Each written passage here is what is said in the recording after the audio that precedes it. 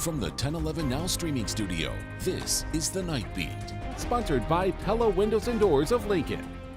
Good evening, I'm Danielle Shenk with your headlines for Thursday, November 6th. ICE detainees have officially arrived in McCook. Governor Jim Pillen says around 50 to 60 people are now in custody at the former work ethic camp, which has been converted into a federal detention facility for the Department of Homeland Security. Pillen says detainees began arriving Monday, with more expected each day. By Thanksgiving, he expects the facility to hold around 200 detainees.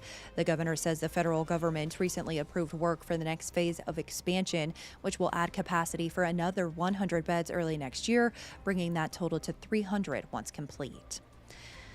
The governor is also signing an executive order cutting Medicaid and state funding for abortion providers, including Planned Parenthood. Flanked by DHHS Secretary Steve Coursey and Attorney General Mike Hilgers, Pillen says the order reinforces Nebraska's culture of life and love. The move follows a U.S. Supreme Court ruling that upheld South Carolina's decision to block Medicaid funding to Planned Parenthood, paving the way for other states to do the same. The order also directs state agencies to ensure no taxpayer dollars go toward abortion services and calls for a review of clinics across Nebraska that provide them. Nebraska stands proudly as a pro-life state. We've enshrined protections for the unborn in our Constitution, and we're not going to let abortion providers skirt accountability while claiming our money. That's the culture of life and love we're building together here in Nebraska. Planned Parenthood North Central States calls the move a publicity stunt, saying it hasn't billed Medicaid for services in Nebraska since a court injunction was lifted in mid-September. There are 2 Planned Parenthoods in Nebraska, one in Lincoln and one in Omaha. A federal judge in Rhode Island is ordering the Trump administration to find the money to fully fund SNAP benefits for November. U.S. District Judge John McConnell Jr. gave the administration until Friday to make the payments after plans surfaced to cover only 65% of the maximum benefit, leaving some recipients with nothing this month. The ruling follows a challenge from cities and nonprofits and affects about 42 million Americans, roughly 1 in 8, who rely on SNAP benefits to afford groceries.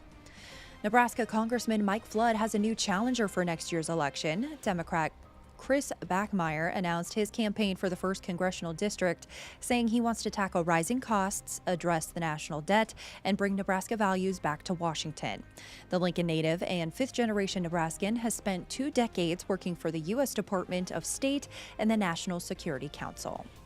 In other news, Lincoln Mayor Leary and Gaylor Baird announcing 2 new initiatives to expand access to affordable childcare. She's proposing zoning changes to make it easier to open or expand childcare centers, raising the limit for in-home facilities from 15 to 20 children, and allowing more flexibility in location and reuse of existing buildings. The mayor also announcing $250,000 in American Rescue Plan funding for Lincoln Littles to provide tuition assistance, helping up to 83 additional children. And new tonight, drivers around the capital city have an easier way to pay for parking. Instead of coins or the Passport parking app, you can now text PARK to 30844 to start your session. Other payment options are still available, and new meter signage will show you how to use the texting feature. Lastly, in some sports news, it's been the big question across Husker Nation, the health of quarterback Dylan Raiola. The sophomore posting on social media from a New York hospital bed today, saying his surgery for a broken fibula was successful. His post read, "Successful surgery. Thank y'all for the constant love and support. The road back starts now." Raiola was helped off the field during Saturday's game and later confirmed he'll miss the rest of the season. Head coach Matt Rule says Raiola's recovery is expected to take anywhere from 8 to 12 weeks. In his place, freshman TJ Lateef will make his first career start as Nebraska hits the road to face UCLA. Kickoff is set for 8 p.m. Saturday on Fox. Rounding out your night beat is a check of the 7-day forecast.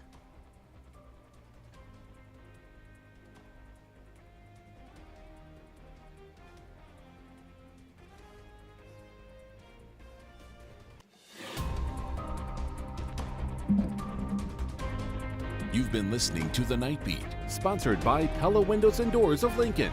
Watch, listen, and stream on the 1011 app on YouTube or wherever you get your podcasts.